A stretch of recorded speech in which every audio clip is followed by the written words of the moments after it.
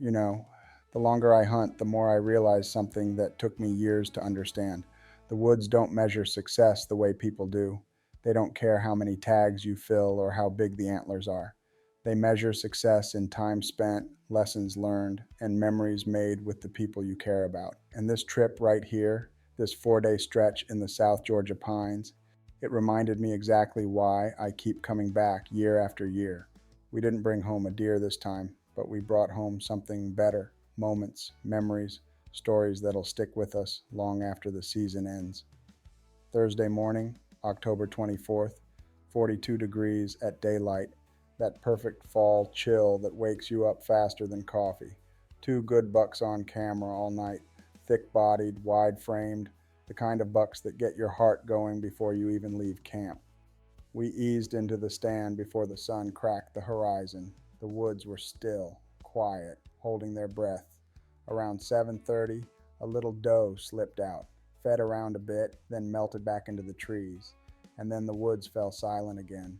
We sat a couple more hours, but nothing else showed. Sometimes the woods talk, sometimes they don't say a thing. So we climbed down and headed back to camp. Back at camp, hog jowl and eggs popping in the pan. These moments with my dad, I don't take them for granted.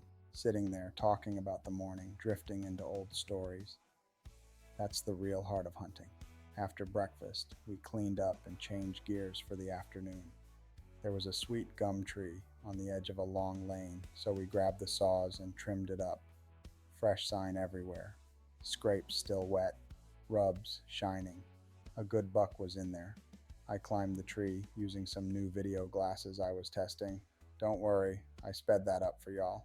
No reason to watch 5 minutes of me grunting my way up a tree. The evening felt perfect. Crows calling, acorns dropping, warm October light sliding across the woods. But no deer came, not tonight.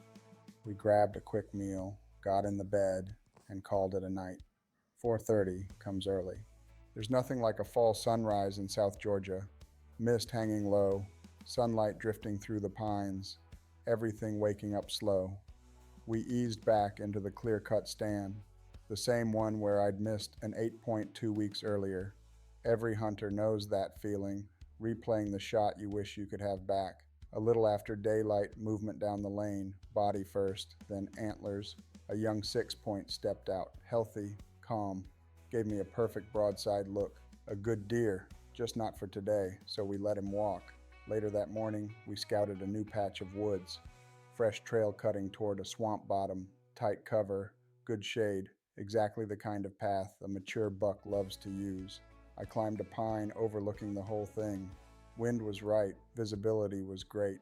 Thought about grunting, maybe rattling, but sometimes the woods don't want noise. Sometimes silence is the better play. But the sunset made the whole sit worth it. Gold, orange, purple.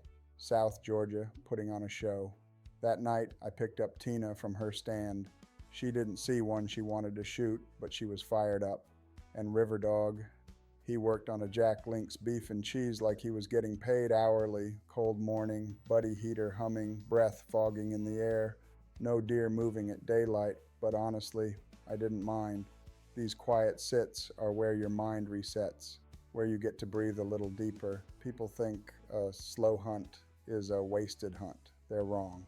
Sometimes it's exactly what you needed. That afternoon, we moved to a box stand near hot oak trees. Fresh scrapes everywhere. A buck was working that area. We just needed patience.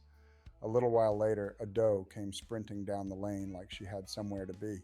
Straight to the corn pile, made us laugh right there in the stand. Then a big flock of turkeys slid through, 18 or 20 birds, feeding and scratching across the clearing. When the moon rose over that clear cut, huge and bright, it felt like the perfect end to the day. Back at camp that night, still no deer on the pole, but the fire was warm, the stars were bright, and the family was all gathered around. And that's when it hit me. This weekend wasn't about the kill, it was about the time. Time with my dad, time with Tina, time with River Dog snoring by the fire, time in the woods that raised me, time to breathe. These are the hunts you don't measure in tags. You measure them in memories, and this one was full of them. The woods will still be here next week. The bucks will still be running these trails. and we'll be back chasing them soon. But for now, I'm grateful, grateful for time, grateful for moments, grateful for these South Georgia woods. Until next time, stay grateful, chase the quiet moments, and as always, stay rugged. Thank y'all for watching Blackwater Outdoors. Don't forget to hit that subscribe button and leave me a comment. Let me know how y'all liked it. Thank y'all. Stay rugged, guys.